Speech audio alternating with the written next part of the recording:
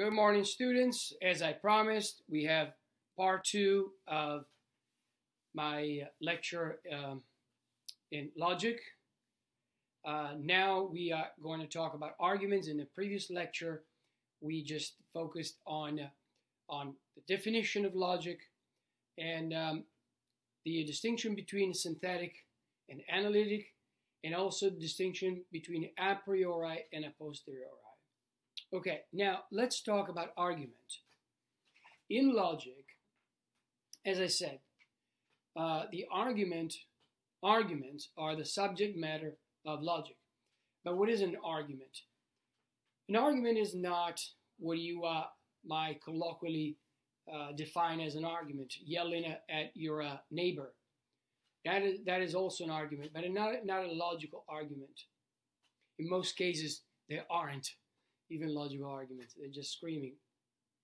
So in logic, when in logic we say, in philosophical logic, we say that we talked about arguments, we mean a group of premises in support of a conclusion. That's what an argument is. If they give you another definition, they lie to you. An argument in logic is a group of statements, okay, that's what premises are, in support of a conclusion. So I'm giving you one statement, or two statements, or three statements, or a paper length amount of statements, or a book length, for example. A book can be an argument. So you have a finite number of statements. And these statements, we call them, in an argument, we call them premises. And why do we give these premises or these statements in an argument? We give these statements or premises in order to support a conclusion, okay? But what is the conclusion? The conclusion is the main point, okay? Remember in school, you take English 101, English Composition 2. What do they teach you? They teach you when you write a paper in English that you need an introduction, and in introduction you introduce the topic that you're discussing. Let's say that you're talking about the coronavirus, okay? And the last sentence, remember your teachers always explain to you that the very last sentence of your introduction is what is known as the thesis statement, okay? It's one statement, and that statement expresses your position about something, whether it's about coronavirus or abortion or evolution, whatever. It's the main point of your speech. It's the main point of a paper, an article, or a book. So anything can be an argument. Now, of course, I'm talking about non-fiction books, okay? Fiction books, stories, they're not arguments. I mean, the characters might have argumentation, logical argumentation in a story, but the book itself, a fiction book, the purpose of a fiction book is not argumentation, but rather entertainment, okay? So a scientific argument, a scientific article, scientific paper, those are all examples of arguments, and they all follow this definition. There are a finite group of statements, and these statements are given in support of a conclusion. That's what a logical argument is. How do you recognize arguments? Take this argument here. Every literature major must take a course in Shakespeare. John has taken the Shakespeare course. Therefore, he must be a literature major. Now, whether or not this is a good argument is something that we will discuss later. At this juncture, what I want to talk about is how you identify, how you recognize that something is an argument. The first thing that you have to ask yourself is if you are if you have in front of you a passage like this one, is that an argument? So the first question, in order to determine whether it's an argument, you have to ask yourself, what's the main point? Okay? So you read the passage again. Every literature major must have taken a course in Shakespeare. John has taken it.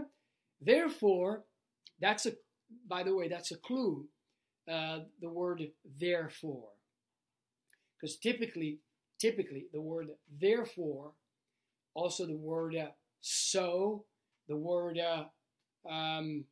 consequently, or the phrase, it must be deduced that, or from this follows that.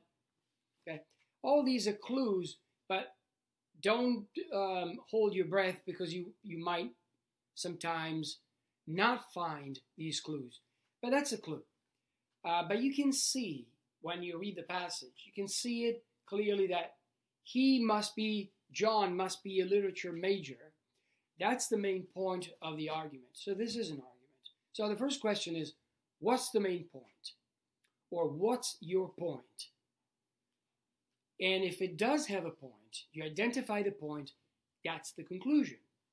Now the second question is, if there is a point, what are the premises or premise? It could be 1, it could be 3, it could be 5, it could be 10, it could be 1,000,000. So what is the premise that is supposed to be offered in support of such a conclusion? So if it does have a premise and a main point, which we call the conclusion, that's an argument. Good or bad, we're going to talk about that later, but that is an argument. Let's look at this other example. A time-honored policeman adage has it that with homicide, if you haven't nailed your killer inside a week, your chances of ever doing so divide by half for every subsequent week that passes. Now, let's try to identify the conclusion. Where is the conclusion? There's no word that says therefore, or so, and so on. What could be the conclusion? A time-honored policeman adage has it that with homicide, notice that this is one sentence. So this could be a conclusion, perhaps. This can be a conclusion. But where are the premises? So consequently, this is not an argument. It could be a component of an argument, a step in an argument, but it's not an argument. It doesn't have a conclusion, it doesn't have premises. This could either be a conclusion or a premise in an argument. But the way it is presented is just a statement, not an argument. Another example, if the president dies in office, then the first lady becomes the new president. Now, naturally, this is false. We all know that, but it's irrelevant at this point. The point is, okay, what is your point for saying this? Well, my point is that since Barbara Bush is the first lady, she will take over if President Bush dies in office. That's my main point. I gave you a main point, and I gave you a statement to back up that point. This is an argument. A bad argument, granted, but it's an argument. That's the first step, the first thing that we have to learn, how to identify and determine whether a passage that you're reading is an argument. Now, this is important because, look, these two examples that I gave you are textbook examples of arguments. These are very short. In this case, it's an argument. The previous one was not an argument. But think about it. As a college student, or a grad student, if you're a grad student, how are you going to deal with longer passages? Passages that 2 or 3 pages long, or a book you have to be able to identify the argument. So this is how you're going to do it, by asking yourself, what's the main point and what are the supporting premises? Another example, there is freedom in the sense of being able to move as one pleases.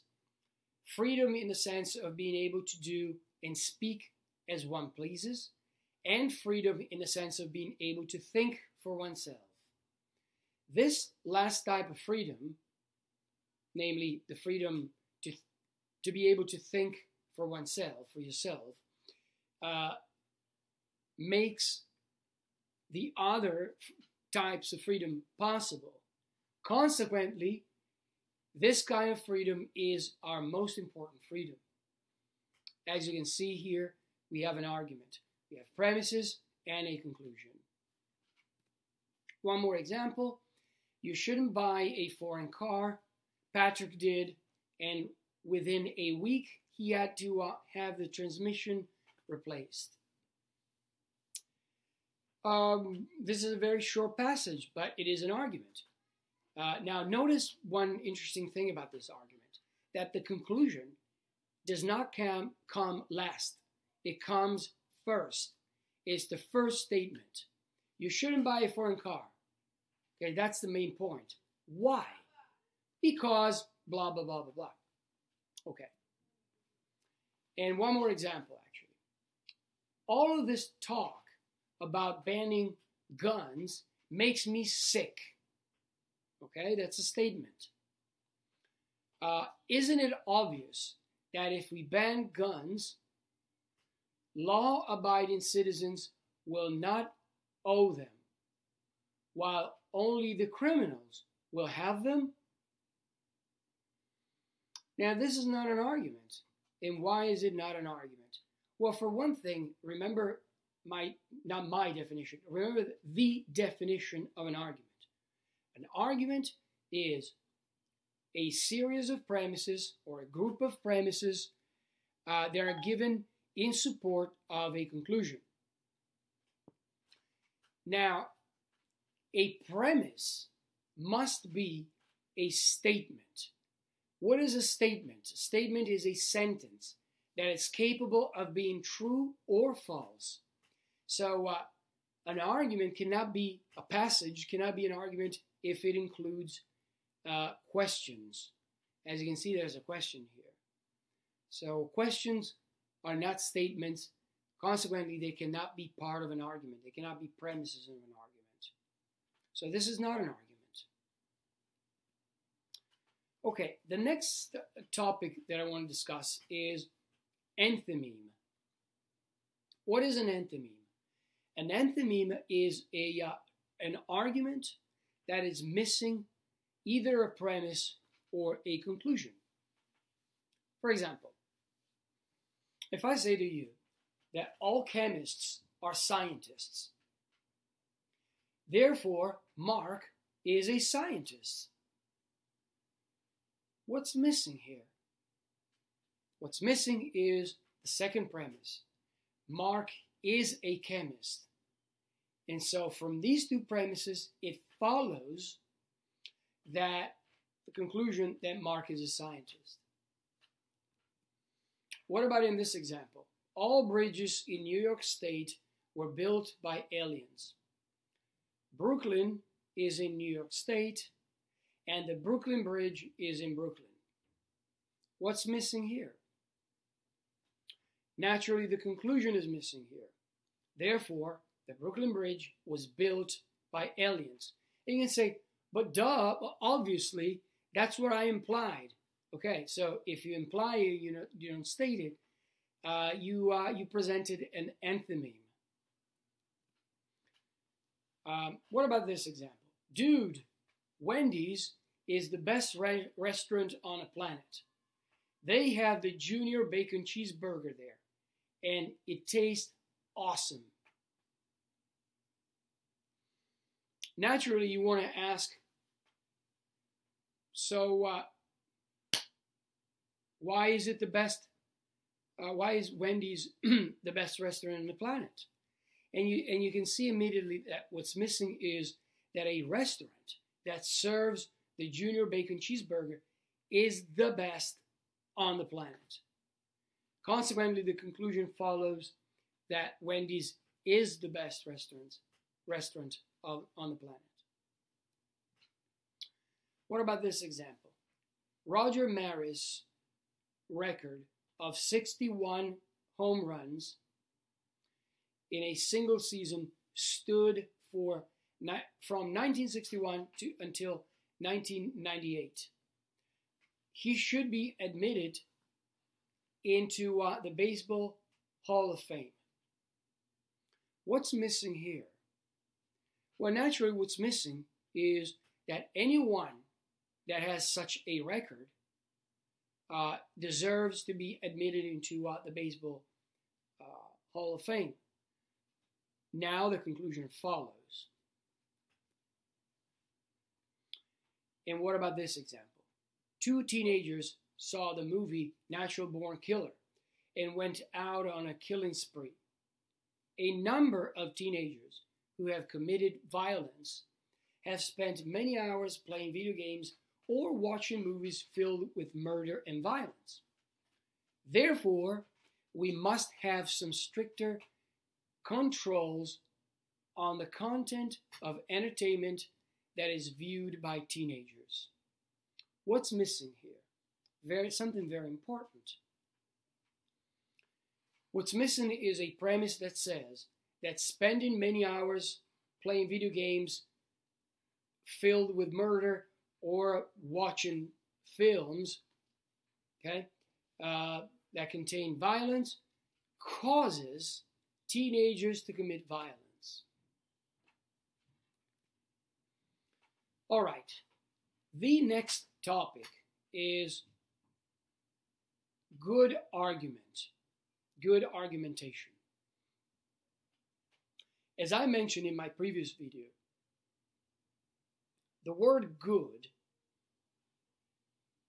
has a very normal, very colloquial sense.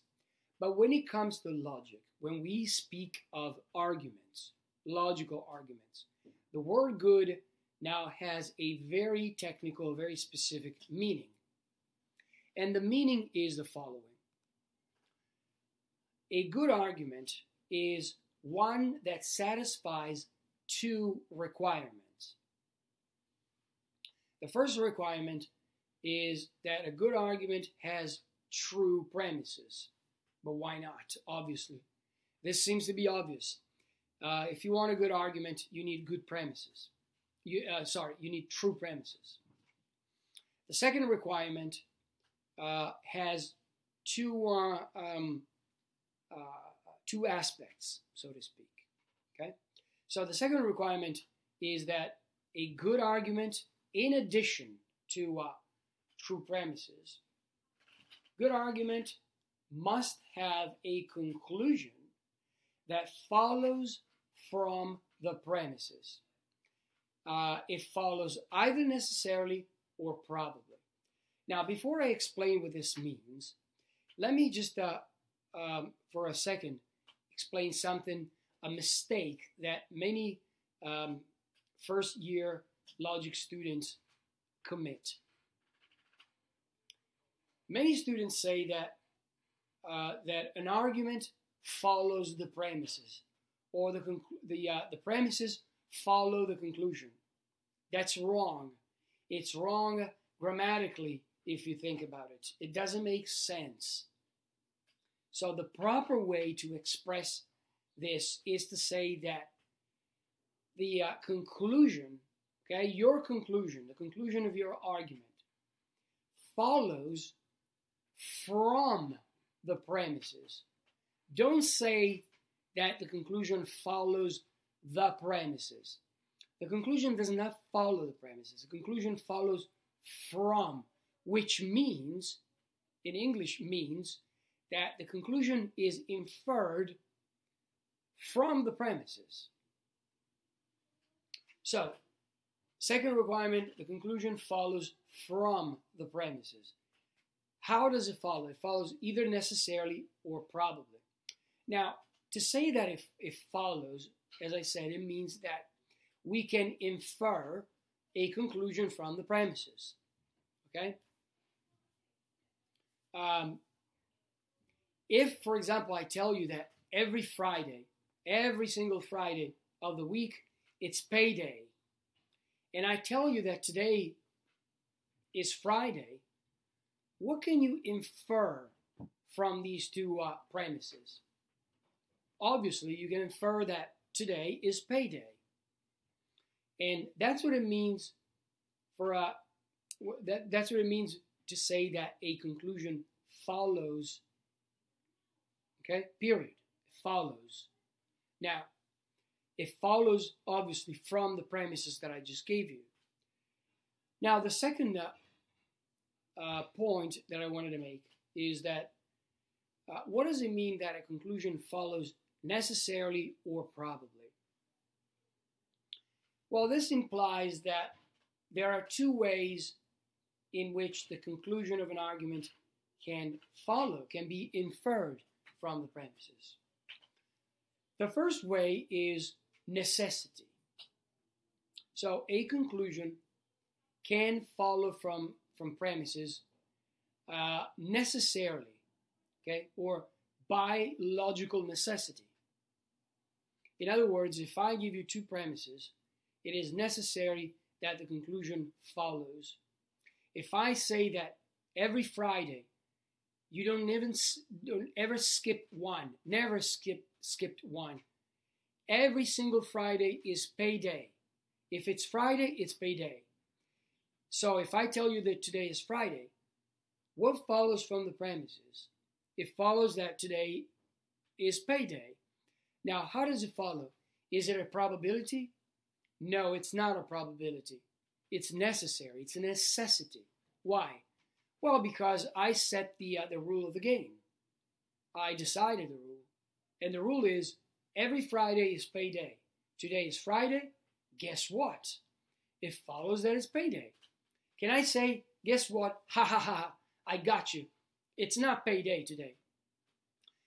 No, I cannot say that, because if the rule is every Friday is payday and today is Friday, then the conclusion must be true, that today is payday.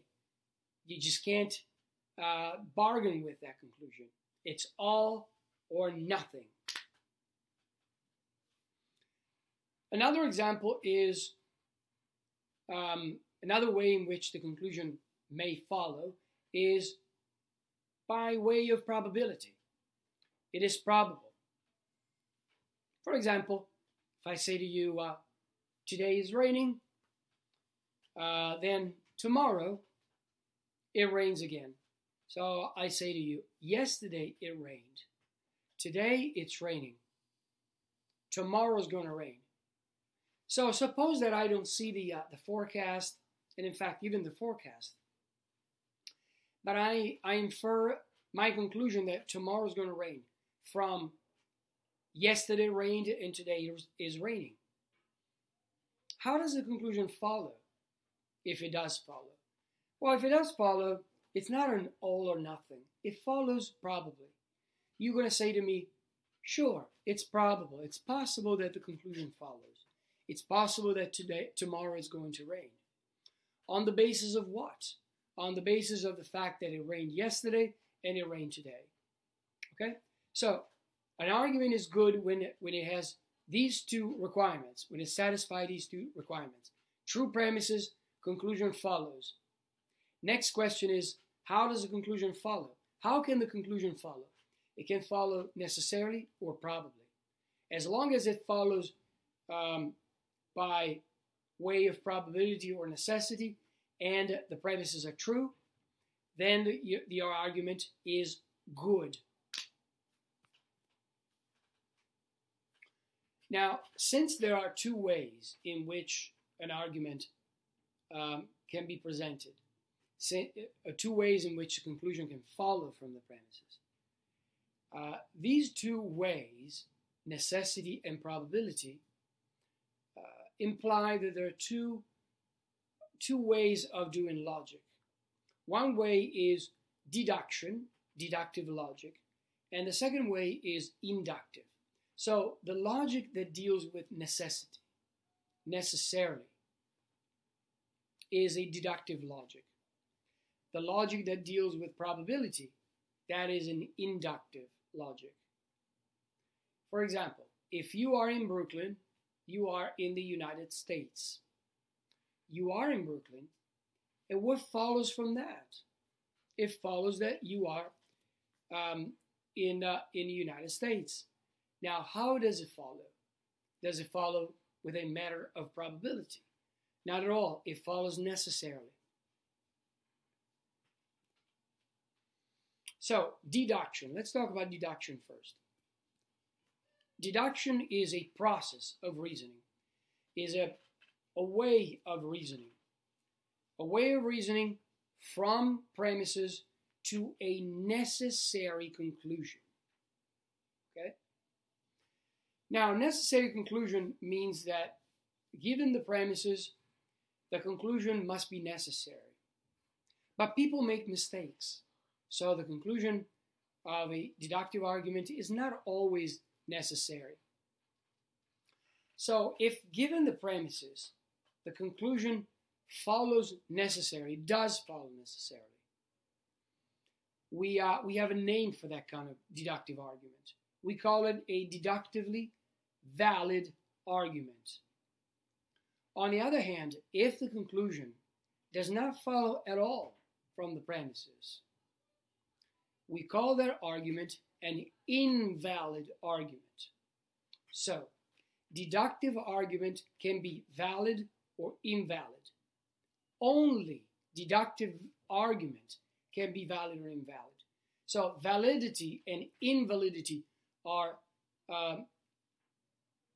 attributed to deductive arguments. They are characteristics of deductive arguments. Only deductive arguments. No other argument, in other words, no inductive argument can be valid or invalid. Okay? Validity and invalidity are properties of deductive arguments. An inductive argument cannot be valid, cannot be invalid. This is an example of a valid argument. Now notice that in order to express a valid argument, all you need is a conclusion that does follow from the premises. That's all. You don't have to worry about whether the premises are true or false. All books are objects. This book, this is a book, this is an object. Conclusion follows necessarily from the premises. It's not a matter of probability. If all books are objects and this is a book, this must be an object. Now, on the other hand, if I say that all books are objects and this is an object, does it follow from the premises that this is a book? As you can see, this is a phone, not a book. It is an object, that's true, but it's not a book. Consequently, from these two premises, from premise 1 and premise 2, the conclusion that this is a book does not follow at all. So what do we call this kind of argument? We call it invalid. Valid, the conclusion follows necessarily. Invalid, the conclusion doesn't follow at all. As I said, there are deductive arguments can be valid regardless of whether the premises are true or false. Because, once again, an argument is valid only if, given the premises, the conclusion follows necessarily. In this case, as you can see, the conclusion follows necessarily. If you live in Brooklyn, you are in South America. That's false. You live in Brooklyn, therefore you are in South America. Now the conclusion follows from the two premises, although one of the premises one of the premises is false. So there's a name, there's a specific name for a valid argument that has at least one false premise. The name for that argument is a deductively unsound argument. Once again, soundness and unsoundness are properties of deductive arguments. Inductive arguments cannot be valid, cannot be sound or unsound, because in order to be sound or unsound, they have to be valid or invalid, and they cannot be valid or invalid. This is an example of a valid argument with true premises. And the name for a valid argument with true premises is a sound argument. All physical objects occupy space. My book is a physical object. Therefore, my book occupies physical space. Occupies space, sorry. Notice the premises are true, the conclusion is false. So this is an example of a good argument. A sound argument is a good argument. Why? Because it satisfies our two requirements. Number one, premises are true. Number two, the conclusion follows necessarily from the premises. Is this valid or invalid? If you play soccer, you have a ball, therefore you play soccer. You can see it immediately. This is invalid. Why? Well, because the fact that you have a ball does not imply that you play soccer. You can have a ball, carry a ball, and not play soccer. So from these two premises, the conclusion does not follow at all. It's not even probable. It just doesn't follow at all. This is an example of an invalid argument with true premises. Now, why do I give you this example? Because I want to show you that the truth or the falsehood of the premises do not affect the validity of an argument or the invalidity of an argument. In other words, an argument can have true premises and yet fail to be valid, like in this case. To be the President of the United States, you must be 35 years of age or older. Donald Trump is older than 35, but it doesn't follow that Donald Trump is the President of the United States. Of course, it is true at this time, this moment, that Donald Trump is the President of the United States, but it's not true because of 1 and 2, you understand? So, conclusion follows necessarily, the conclusion doesn't follow at all, because the fact that Trump is the President of the United States does not follow at all from 1 and 2. To be president, you have to be 35 or older, fine. Trump is 35, but the premises do not specify that he is, in fact, the president. Okay? So the conclusion doesn't follow at all from the premises. I cannot overemphasize this. You always determine the validity or invalidity of an argument based on whether the conclusion follows from the premises, not from your Uncle Joe or from what the governor of New York State says, only from the premises. On the other hand, we have inductive arguments. So an argument does not need to be presented in a deductive form, where the premises guarantee the conclusion to be the case. Sometimes we give arguments to the effect that the conclusion is probable. If I say that every time I come to your house, your cat jumps on my lap, and I'm coming to your house today, and I conclude from these two premises that your cat will jump on my lap. Now, obviously, you can see it clearly that I don't mean that it's either the cat will jump on me or it won't. It's a possibility claim. It means chances are, given the past experiences, and I know that your cat likes to jump on me, well, today is going to do it again. So the premises are not meant to support the conclusion necessarily, but only probably. It follows probably the conclusion. Induction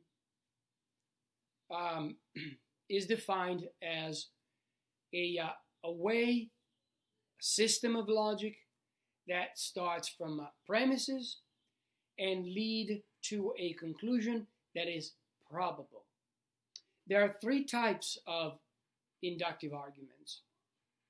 There are inductive generalizations, arguments from analogy, and causal arguments. The first one, inductive generalization, is very easy. It's exactly a generalization.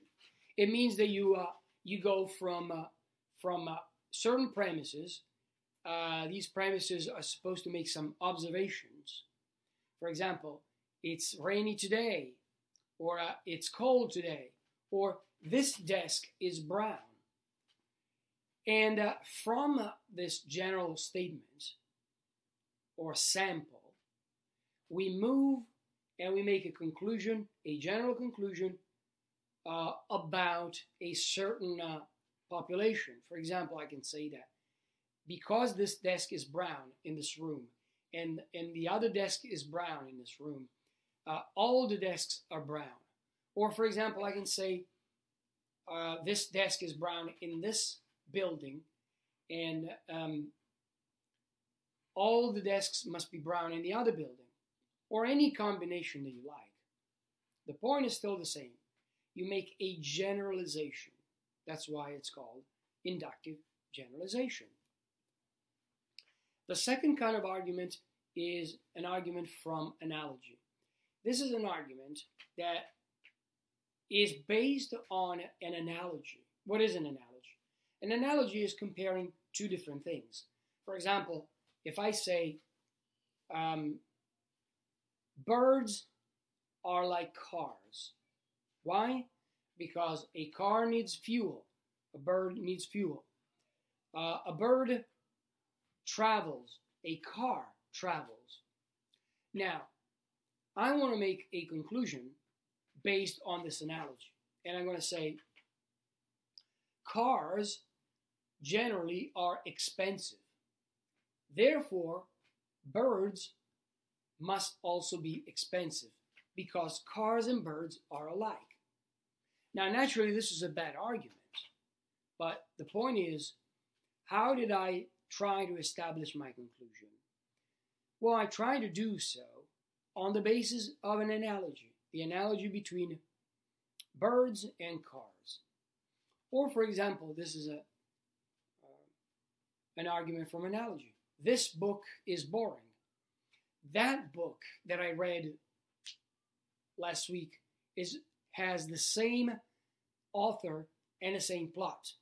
I mean, it's written by the same author and it has the same similar plot. So these two books are analogous in some way. Consequently, because they are similar, they have similar characteristics, namely same author, similar plot, they both are boring. Once again, this conclusion has been inferred from an analogy created by the two premises. The third kind of argument is a causal argument. Anytime you give an argument or you hear an argument, and the argument has either as a premise or as a conclusion a causal statement, that argument is an inductive causal argument. What do I mean by causal statement?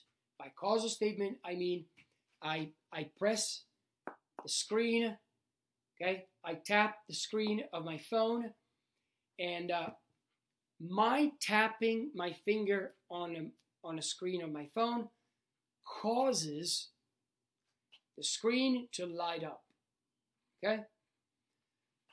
So a causal statement is a statement that claims a certain connection, causal connection, between an event and another event. I ate too much. My eating too much food caused my stomach to ache. Okay? The streets are wet.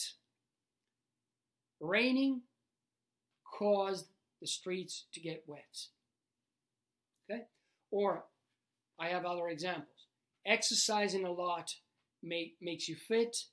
You are very fit, therefore you exercise a lot.